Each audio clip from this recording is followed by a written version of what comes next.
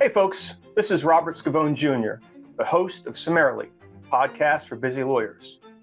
This episode of Summarily is about imposter syndrome. I've suffered from imposter syndrome for many years, and some studies say that up to 70 or 75% of professionals suffer from imposter syndrome, and that people of color and women suffer it at a much higher rate. Dr. Ellen Hendriksen and Professor David GRENARDO join me to discuss imposter syndrome. Dr. Hendriksen is a clinical psychologist. She serves on the faculty at Boston University's Center for Anxiety and Related Disorders, and she is the author of How to Be Yourself, Quiet Your Inner Critic, and Rise Above Social Anxiety. Professor GRENARDO is a professor of law and associate director of the Holloran Center for Ethical Leadership in the Professions. He is the author of The Phantom Menace of Professional Identity Formation and Law School Success, Imposter Syndrome, which was published in the University of Dayton's Law Review in 2022. You're about to watch a short clip of my interview with Dr. Hendriksen and Professor GRENARDO. You can listen to the entire episode on Summarily. I put a link to the episode in the show notes.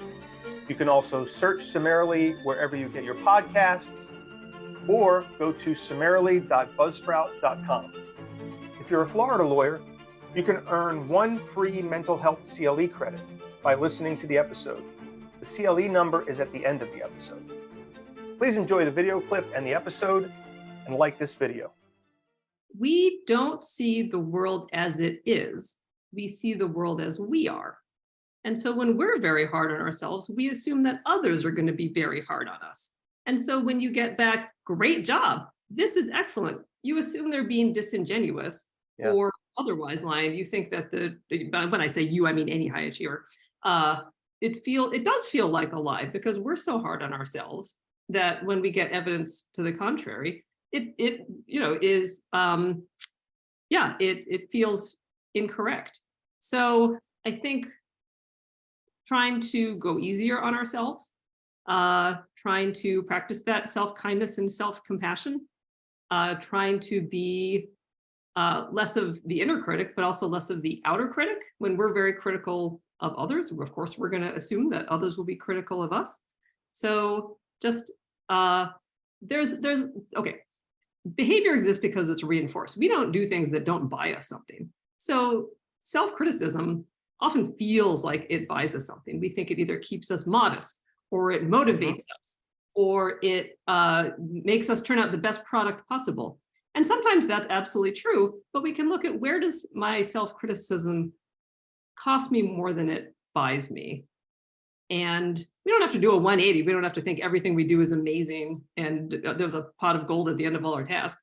But we can try to calibrate a little bit and roll back the self-criticism 20%, 30%, sometimes even 5% is enough. And to allow some of that self-kindness and self-compassion.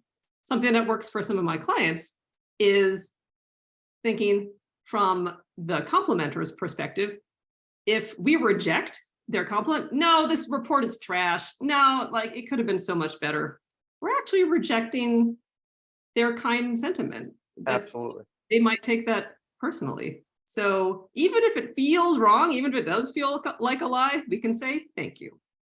And it might not sit particularly well, but functionally, over time, maybe we'll start to believe it. And even if we don't, we can calibrate our behavior so that it still works to keep us in harmony with those around us. Right. That was a very long answer to that. No, that was really helpful. Thank you. Let me add to what Dr. Hendriksen just said there. And it happens all the time when, as a law professor, when I'm telling a student they did really well, they're going to be well suited for this, that, and the other, like, I don't believe it. What you do is you tell the person giving you the compliment, I don't trust your judgment. Exactly. Whatever you think you see, judge or superior or supervisor, whoever it is that's giving you this. And I have to tell them, I've been around for 20 some years in the practice of law and teaching, and I've seen what works and what doesn't work, and you have it.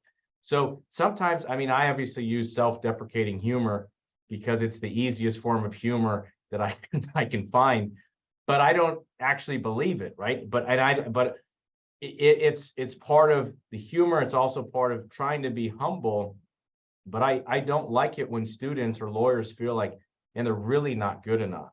And then when you give that compliment, to try to give them that confidence because they earned it, because they truly are great, because they are wonderful, and they have a chance to be even better.